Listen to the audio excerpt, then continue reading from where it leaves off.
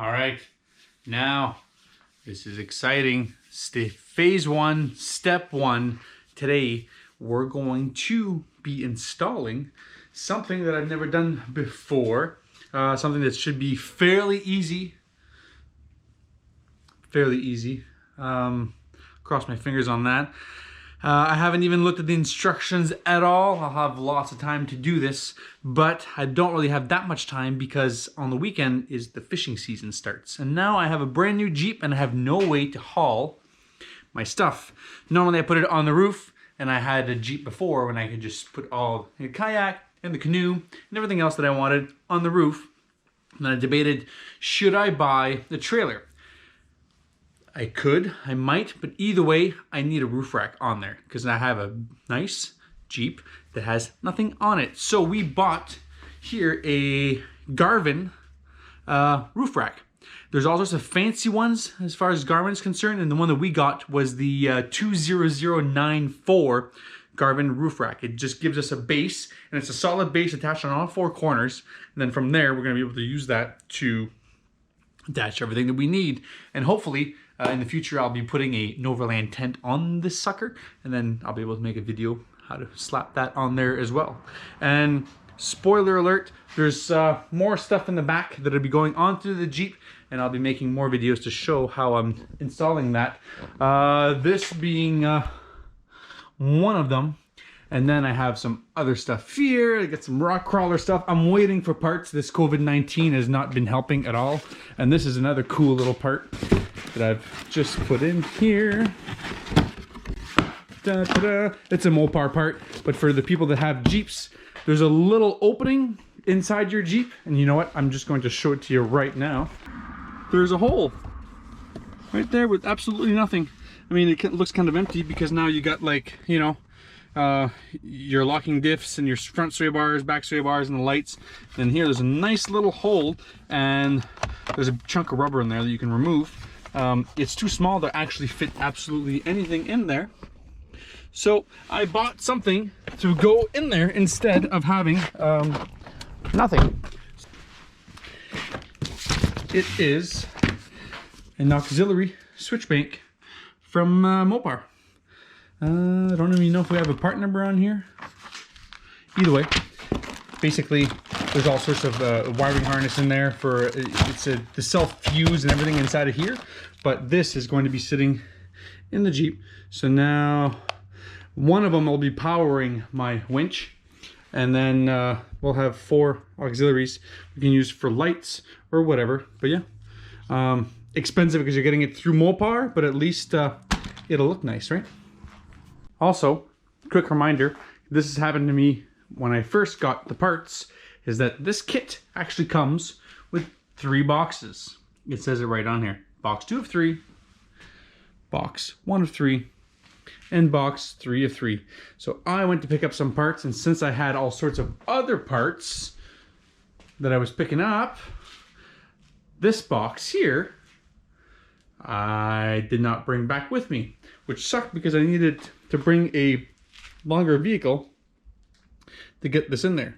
So this was the longest box. It was actually 84 inches. Doesn't actually fit inside my Jeep.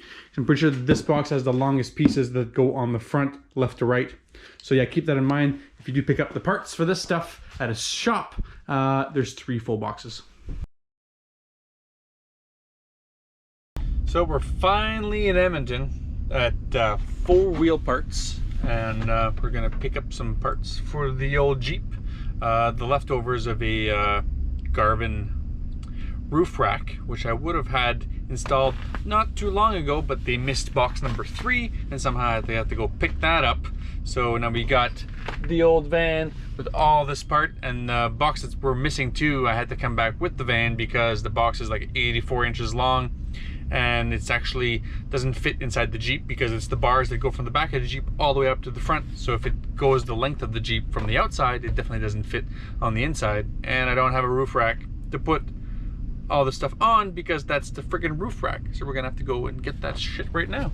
There's probably a few places in Edmonton to get parts, but this is definitely one of the bigger ones, big chains. You can have everything you want in here, really. Da -da -da -da.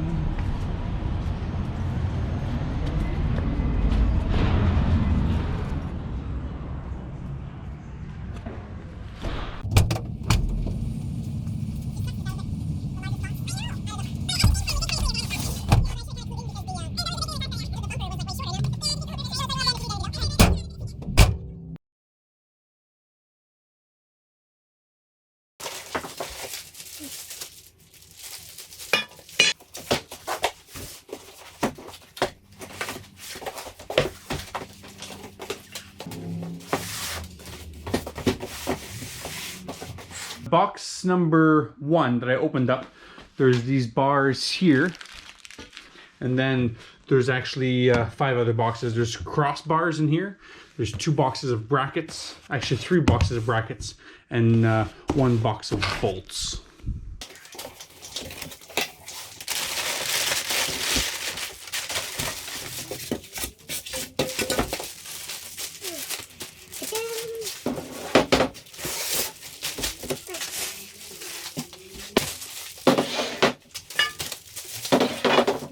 Box number 2 only contains these 2 cross tubes here, and I missed on the first box. There's 2 boxes of crossbars in there.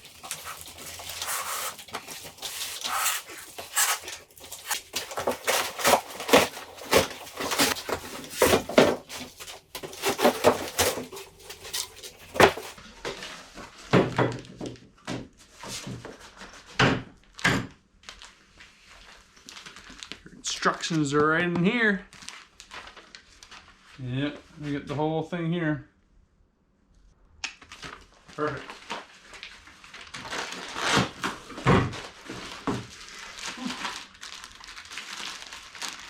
Yeah, these are brackets to the hold down to the back bumper. And box of brackets. That's one thing I like to do with all these things is just open everything, unpackage everything, and then go through the parts list and then see if you're missing anything. They're usually pretty good because there's like mainly 3 boxes, so everything should be packaged really well. But before you even start, I'm not too sure what this is here. I'm pretty sure this doesn't belong there. Yeah. There's like a little tab. Doesn't belong there, you can tell. I am not going to cut that off just yet. I think that might have been something that was used to hold it up while they were powder coating it, is my guess. What's nice is I got this ping pong table for free from a customer. He was just a homeowner and he was emptying out the house, and I was there to do some work, and everything that was in the basement he was going to throw out. And there was a ping pong table in there, and he was complaining because he was alone and didn't have nowhere to put this ping pong table. He needed help to bring it to the dump. So I looked at it. It didn't seem to like anything wrong with it. So I'm like, well, put it in, help me put it in my van, and I'll take it off your hands. And I brought it in here. I've played ping pong on this thing a few times, but it makes a really nice big work space to do this kind of stuff, especially considering my garage is really small. So, yeah.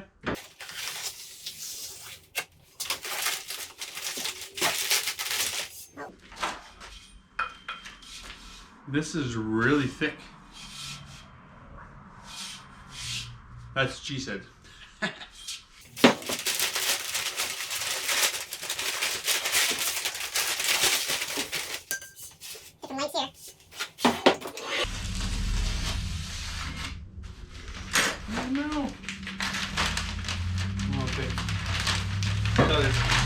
Oh, this one's very different than the other ones. They just got the flanges.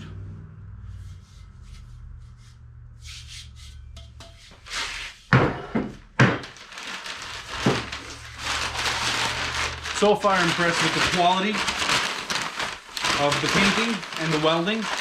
Looks really well done and solid.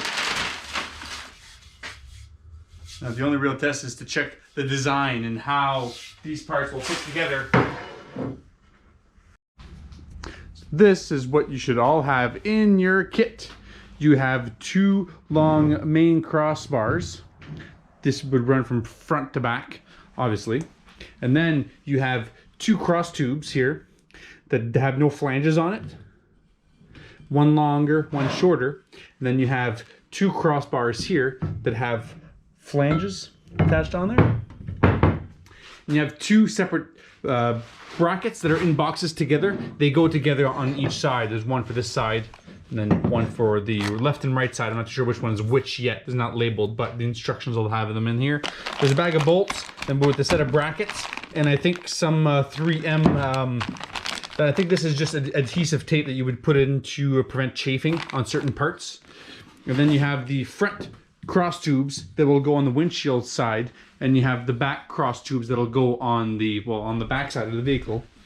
And a couple of set of brackets here, and little brackets there for your bits and pieces here. And then you have your instructions. So that should be your entire Garvin 20094 kit, minus this is where the ping pong table is really nice, because I'll deal with that later. First things first, we're going to remove a back portion of the protective cover. This is the back tire here, and it's at the furthest back portion here. It's actually, it says in the instructions to use a 6mm socket. It's actually not a 6mm socket, it's an 8mm socket. Then there's 3 you have to remove. There's one right here, and there's one on each side back here, and this will give you access to the back side here, and that's what that looks like. The next step, on both sides, we're going to remove the outboard bumper support brackets. There's 16 mils, there's 8 of them, so there's 2 here and 2 over here. So then that's 4 on each side for an 8, total of 8. On the driver's side, you're gonna find a little connector for the wiring here. It all comes up on the driver's side. It connects right up in here. All you gotta do is pull this little tab out, about 1/8 of an inch, and then disconnect that wiring. So once we got this connector disassembled here, there's we're gonna keep on going to remove the bumper. There's 2 screws here. There's one down there and one over there. These are like 10 mils, just to remove the back end. And then there's 2 on each side that are on the frame. They're actually kind of difficult to get at. There's one there.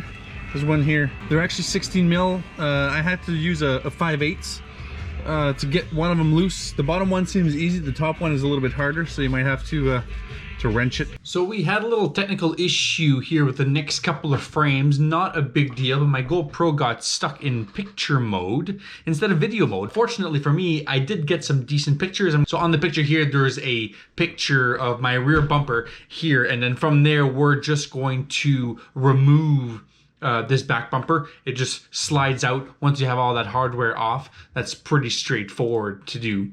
On the next picture, you're going to see the rear support bracket, that big funky looking thing, is really heavy as well. There's one for the left side, one for the right side.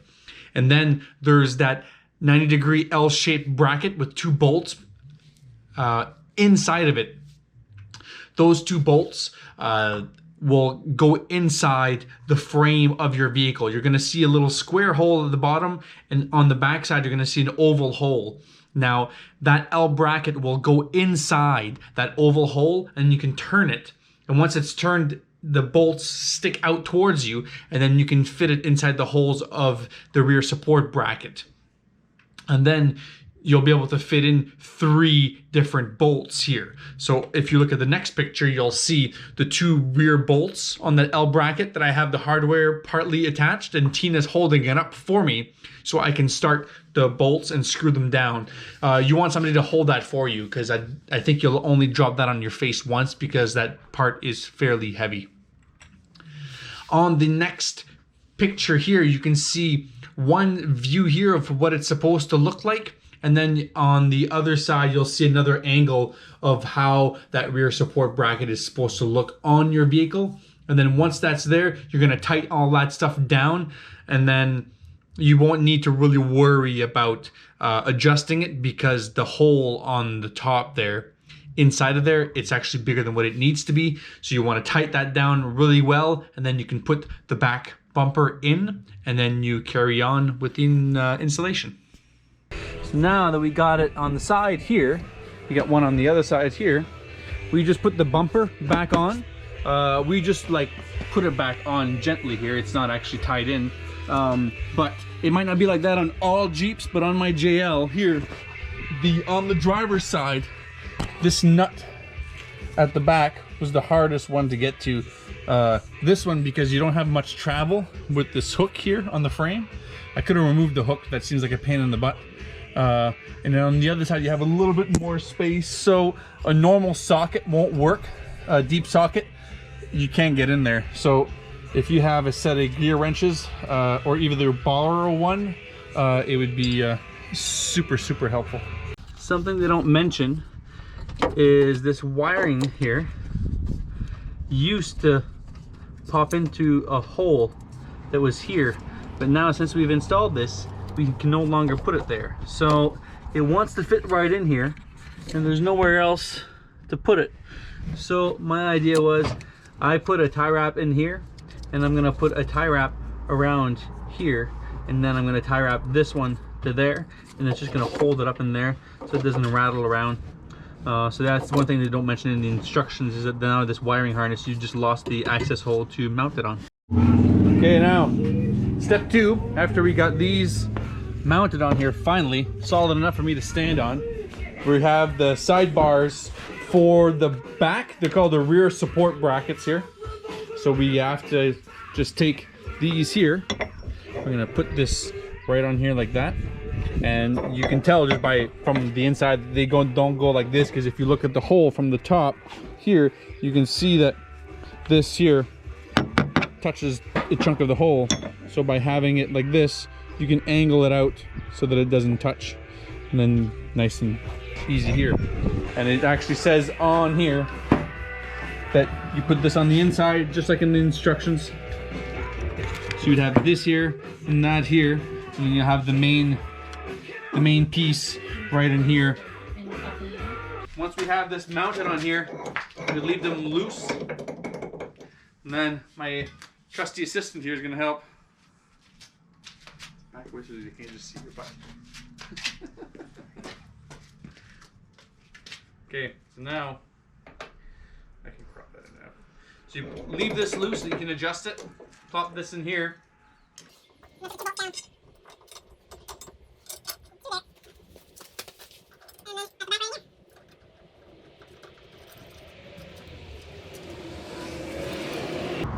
then you do that for both sides.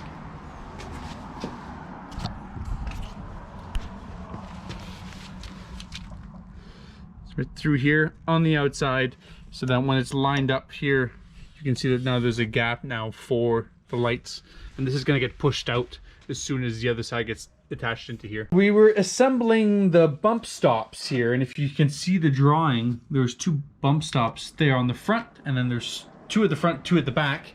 And the bump stops here, that shows you how to install them here. They're more complicated than some of the other assemblies here. You just grab this here and you feed it through the rubber. Then you follow through all the steps. So you got this big thing in here.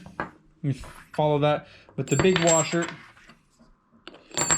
And then you have a regular washer and a regular nut. And you put this spacer in here. You put another nut in there. And another lock washer. And then another, you feed it through the material. And then you can adjust the bump stops to wherever you need it. So this was all fine and dandy until I got to here, and then we realized that they put one of the wrong bolts in here.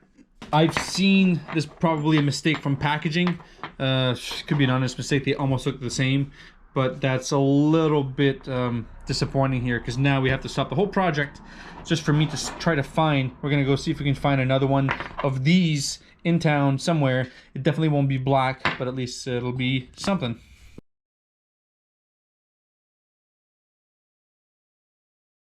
And now we have our trusty bump stops, and once they're fully assembled, you just thread them in, like so.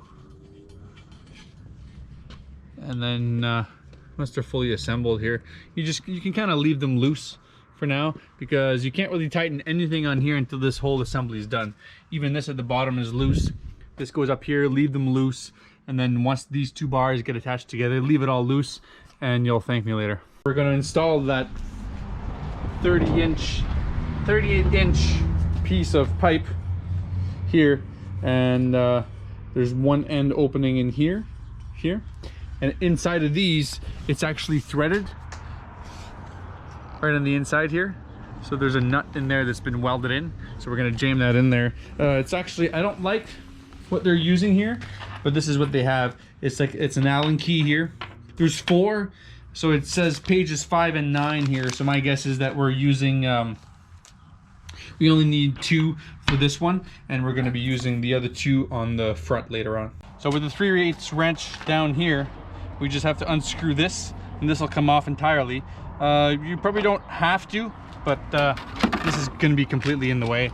And if you ever do this mod, while you're doing it, replace this entirely and just put a shorter one in there. I never even thought about it.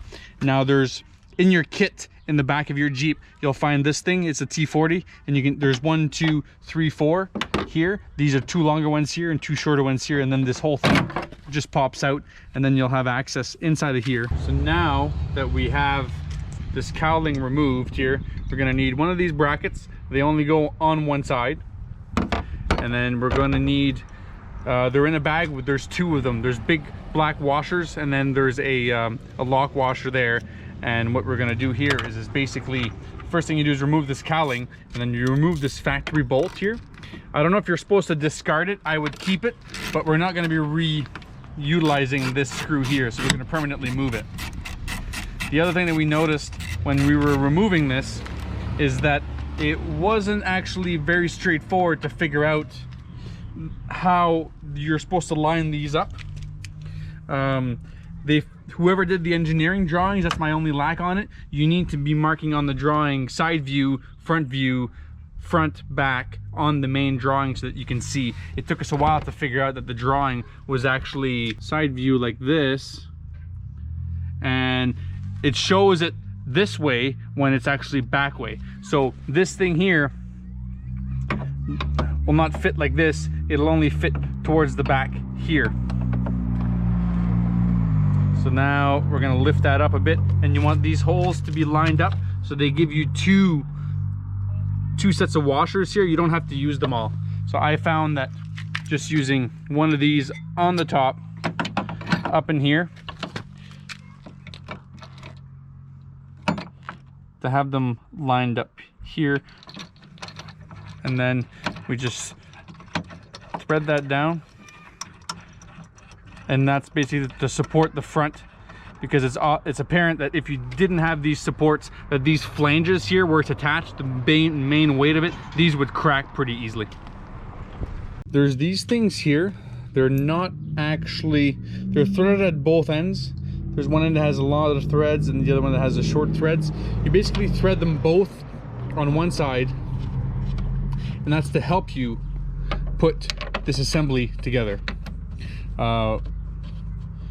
Tina and I just spent the last hour literally figuring out the convoluted mess that they had here in the instructions. And what didn't help is that they had off-pairing hardware in different bags. I can handle extra hardware, but when the hardware is not the right size and there's extra of it, it really threw us off. So you put these 2 in here, and it's going to help you put this assembly back together. And then you take them out and you do it from the other side. You can do them one at a side. This is the hardware that you use to hold the cowlings.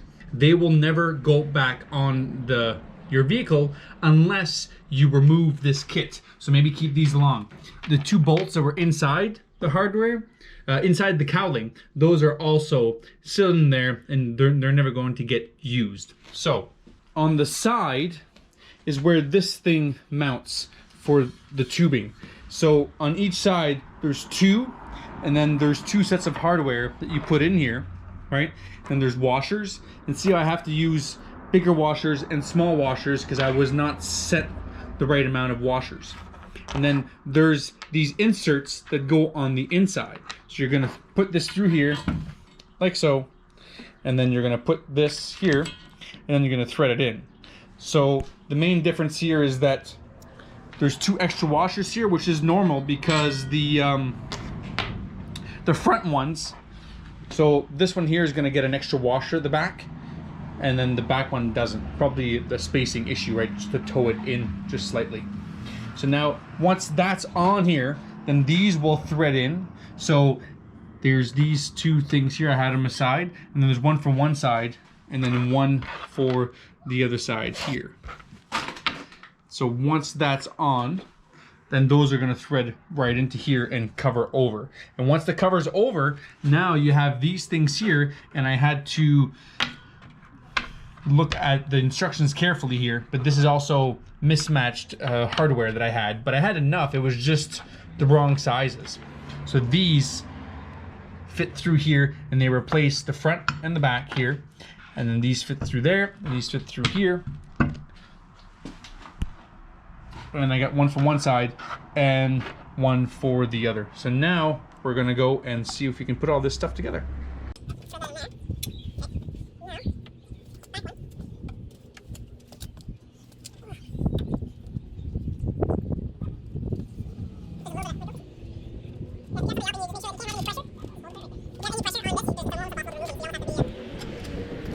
This side here, we got this here, we got this plate that sits down right on here. The front one gets the washer, so we put one in there, one little plate, one little bushing there, as the wind decides to kick up. And then this thing goes there. You can put this plate back on top of here. And then we got these prepped already. We just go in here to thread those in there. And like I said, this is all still loose. I'm not gonna tighten anything in there until it's all completely in. Until the top crossbar is in, it's not really safe to go and tighten this down because you have no clue. Now this sits in here fine, and then this guy here will go right in here. Just slide that into there, and we get that started like so here, and this comes off.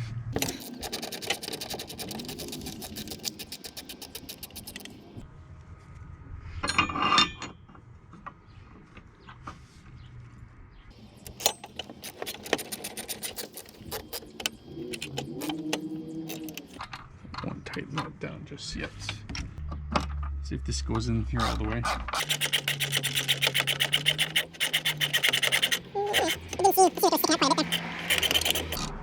Tighten this up. Not tighten it up, but snug it up. To be honest, I have no clue what these holes are for. I guess it's for other accessories, but I know that this is a perfect spot to be putting lights. And you guys don't know this yet, but this whole front end of this Jeep is going to get replaced, and my fog lights won't be there anymore. So I'm going to try to move the lights, the fog light wiring up to here and install them here, and then I'll still have a control of my fog lights internally. But these two holes will make a perfect mount for that. So we're not going to tighten this too much. We're going to leave it like this, just nice and snug. And then we're gonna go on the other side, do the same thing, and then we can put the cross tube up top, and we should be good. So now, you got these bars installed on this side here. This is still loose, because we need to be able to move this around. Yeah, just to move it back and forth. And if it's not loose enough, we might have to move it again. So we got this side done up. Hey, sexy. Then I put this pipe here, one bolt on each end. It's pretty easy at this point because that's all some of the hardware that's left.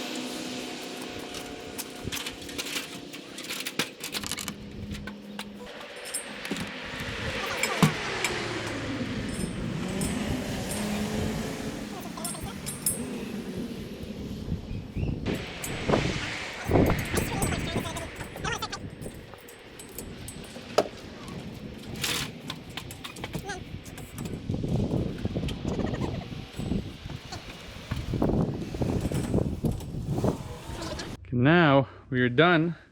All we got to do is actually tighten all these bolts. And one thing that helps is having these things here, these stoppers. You can line them up on both sides. See where I kind of line it up in here? And then you're gonna line it up exactly the same on the other side. And that keeps kind of this lined up together.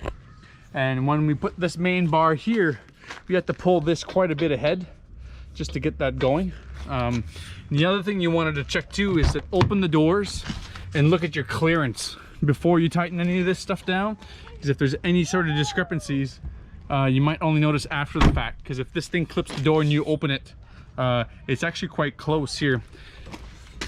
And then you could at least like loosen some of this stuff up. Some of this stuff has been a little bit too not fully tight, but it's tight enough that you can't quite move it. But now we could move it here. And same thing here. I'll move this ladder out of the way and see here, open up this door. Look at the gap. There's not a whole lot of yeah,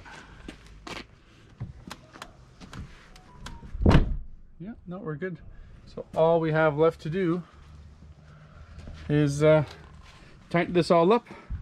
Looks really good. Thanks for all your expertise.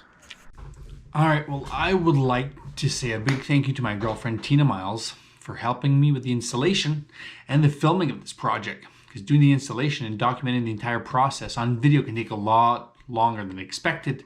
But we had perfect weather that day and we never really lost sight of the finish line, and we got her done. I would also like to thank Chris Garvin from Garvin Industries for promptly answering my email and coordinating replacement hardware to be sent out to resolve the issue we had during the installation. I haven't received any parts yet, but once I do, I'll be able to add the required bottom stops. I did ask Garvin why the installation instructions are not available online, but never received an answer for that specific question.